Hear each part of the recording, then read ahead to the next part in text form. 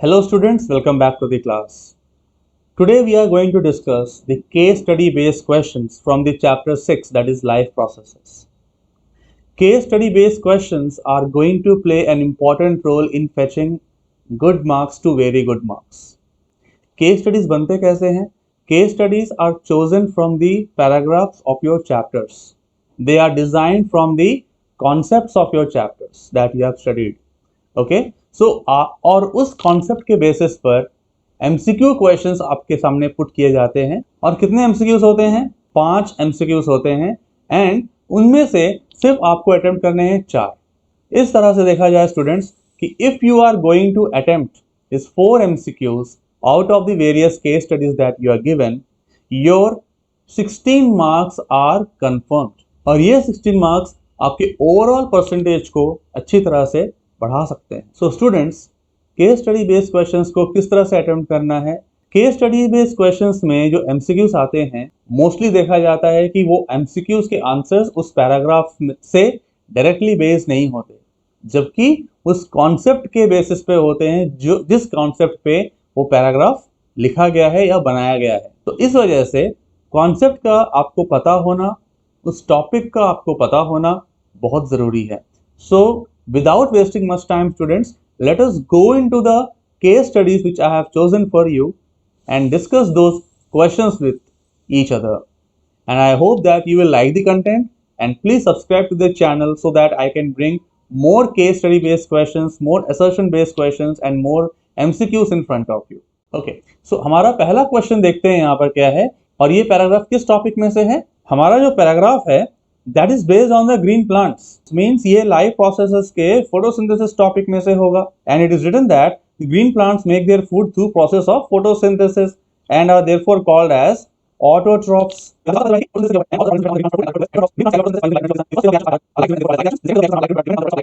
so इतना ही आपका paragraph है। इसमें से कौन कौन से 3 कॉन्सेप्ट आपको याद रखने होंगे?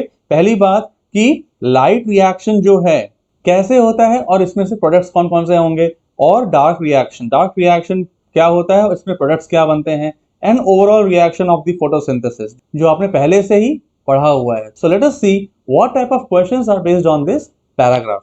The first question is which of the following is produced during the light phase of photosynthesis. Okay, so students, light phase में क्या होता है आपको पता होना चाहिए कि लाइट फेज में क्लोरोफिल सनलाइट को एब्जॉर्ब करता है।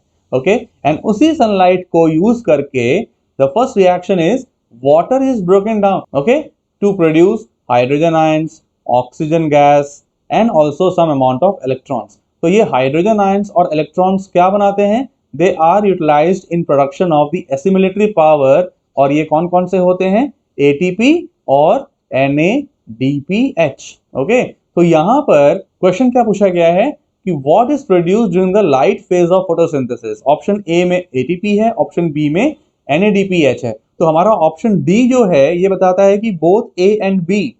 सो हमारा आंसर जो होगा वो ऑप्शन डी होगा इस पर्टिकुलर क्वेश्चन में। तो आपने क्या देखा कि क्वेश्चन जो है that is based on the light reaction, but the answers are not directly given in the paragraph. So you have to learn about the light phase of the reaction carefully. Okay, next question, in the overall process of photosynthesis the number of sugar molecules produced is. इसके लिए आपको क्या याद रखना पड़ेगा? आपको याद रखना पड़ेगा बैलेंस केमिकल रिएक्शन। तो बैलेंस केमिकल रिएक्शन कैसे लिखते हैं फोटोसिंथेसिस का? We write carbon dioxide plus water, it gives C6H12O6 plus oxygen, and when we balance it we put 6 molecules of carbon dioxide, 6 molecules of water and 6 molecules of oxygen. How many molecules of glucose is produced? Only 1 molecule of glucose is produced, and glucose is what? It is a sugar. तो हमारा answer जो होगा वो option D है। तो फिर से देखा जाए तो ये वाला क्वेश्चन और ये आंसर आपके पैराग्राफ में नहीं था। Okay, next question is a plant is provided with ideal conditions of photosynthesis and supplied with isotope of carbon 14। जो कार्बन डाइऑक्साइड है उसका जो कार्बन एटम है उसका आइसोटोप कौन सा है? C14 आइसोटोप है।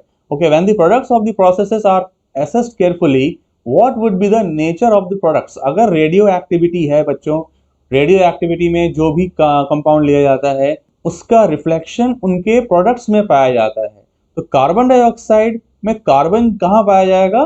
ग्लूकोज में पाया जाएगा। ओके, तो ग्लूकोज जो है दिस इज C6H12O6। तो यहाँ पर ग्लूकोज में कार्बन है, तो ये कार्बन 14 आइसोटोप ग्लूकोज में पाया जाएगा, but oxygen is simply oxygen gas, so यहाँ पर कोई भी रिफ्लेक्शन नहीं होगा रेडियो आइसोटोप का या रेडियो एक्टिविटी का। ऑप्शन देखते हैं क्या क्या है। Both glucose and oxygen are normal, ये नहीं हो सकता बिकॉज कार्बन आइसोटोपिक फॉर्म में है। Both glucose and oxygen are label, glucose तो लेबल हो सकता है, ऑक्सीजन लेबल नहीं हो सकता। तो इसमें क्या लिखा हुआ है, only glucose is labelled and oxygen is normal. So देखो यहाँ पर हमें आइसोटोप के बारे में पूछ लिया गया, जिसमें कि ये बताया, हमें पता होना चाहिए कि रेडियो आइसोटोप या आइसोटोप्स का रिफ्लेक्शन जो होता है उनके प्रोडक्ट्स में होता है। तो हमें हमारा प्रोडक्ट हमें पता है, तो हमारा आंसर भी हमें पता होगा। Our next question says, refer to the given diagrammatic representation of an electron micrograph of a section of chloroplast and answer the following questions.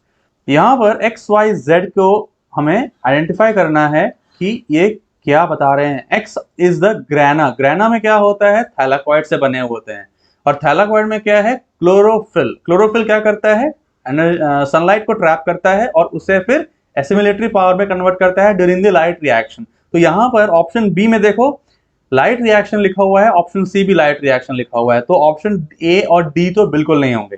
Now what is Y? Y is the stroma. Stroma is a liquid component. Liquid component में क्या होता है, carbohydrate synthesis होता है। Okay, मतलब dark reaction carry out होता है। तो डार्क रिएक्शन में कार्बोहाइड्रेट बनता है, तो यहाँ पर option B is going along with it and G is the amyloplast storage function of the products which are formed. Carbohydrate को स्टोर करने का काम जो है वो जी कर रहा है, and this can be the amyloplast which stores this starch. Okay, so the option B is the correct answer for this particular question. Question number 5. Following table summarizes the differences between the light reaction and dark reactions. Which of the following is the correct group of differences? Okay, तो यहाँ पर differences देख लेते हैं पहले। These are also called as biosynthetic phase and dark reaction are also called as photochemical phase. Okay, light reactions are not the biosynthetic phase. So students, the first one is not a correct statement. So this option will be not in a answer. Second statement says that these reactions occur over thylakoids. This is correct. These reactions occur in stroma of the chloroplast. It is also correct. Third statement is these produce assimilatory power NADPH and ATP. It is correct. And dark reaction mein they consume the ATP and the NADPH. So it is also correct. Light reactions are directly dependent upon the light. Definitely yes, because in the absence of sunlight, these reactions may not carry out. And dark reactions, they depend upon the products synthesized during the light reactions. It is correct. So, out of these four, what we can choose? We can choose option 2, 3 and 4. 2, 3, 4 options are correct. One is incorrect. So, students, these are the 5 questions which were based on the photosynthesis topic of the chapter. So let us go into the next case study of our lecture. This is the next case study which is based on the nutrition topic only, but here heterotrophic nutrition is chosen. So let us see what type of questions are based on this particular paragraph. The first question is, in which of the following groups of organisms food material is broken outside the body and absorbed? Here mushroom, green plants, amoeba. Green plants तो बिल्कुल नहीं होंगे because green plants are the autotrophs, तो ये option आपको गलत हो गया।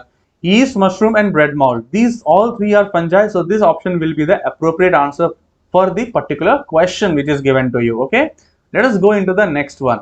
Which of the following is a parasite? Parasite इसमें से कौन सा है? Yeast is a fungus, it is a saprotroph, it is saprophyte, it is not a parasite. Okay, amoeba, it is a protozoan, it engulfs its food, it is a heterotroph but not a parasite. Earthworm, it is not a parasite also. Okay, so Taenia is a tapeworm, parasite which lives inside the small intestine of the animals. Which of the following is an example of saprotroph? saprotroph का example कौन सा होगा इसमें से? बेटा यहाँ पर mushroom जो है it is a saprotroph because saprotrophs are they feed on dead and decaying organic matter, and mushroom it is a fungus, and all the fungi are actually saprotrophs. Next question is, heterotrophic nutrition involves. Options are production of simple sugars from inorganic compounds. Inorganic compounds तो होते नहीं है ना, because they are obtaining the ready-made food. So this option will not be going along with it. Utilization of chemical energy to prepare food. It is not because heterotrophs they do not prepare their food, right? Utilization of energy obtained by the plants. Plants जो energy obtain करते हैं उसको हम लोग utilise करते हैं। Plants जो energy produce करते हैं, फूड प्रोड्यूस करते हैं, वो उसे हम यूटिलाइज करते हैं। तो that is why this particular option will be the answer for this question. Our last question of this particular case study is, in paramecium, food enters the body through mouth is gullet, मतलब mouth जैसा structure होता है but उसे mouth नहीं बोलते। Okay, pseudopodia amoeba में होता है, पैरामीशियम में सीलिया होते हैं जो उसको मूवमेंट करने में हेल्प करते हैं। Cytostome is the answer for this particular question. So that's all students, आज हमने दो केस स्टडी बेस्ड क्वेश्चंस को डिस्कस किया जो आपके चैप्टर के न्यूट्रिशन टॉपिक्स पे बेस्ड थे। तो अगर आपको ये कंटेंट अच्छा लगा, एक्सप्लेनेशन अच्छा लगा, तो प्लीज इस चैनल को सब्सक्राइब करिए, खूब सारे लाइक्स दीजिए और अपने कमेंट्स कमेंट बॉक्स में जरूर लिखिए और सजेस्ट कीजिए किस टॉपिक पे अपना अगला वीडियो हो, ताकि आपको समझने में और पढ़ने में और आसानी हो। Thanks a lot for watching this channel. Thanks a lot for watching this video till this moment. So see you until next time. Bye.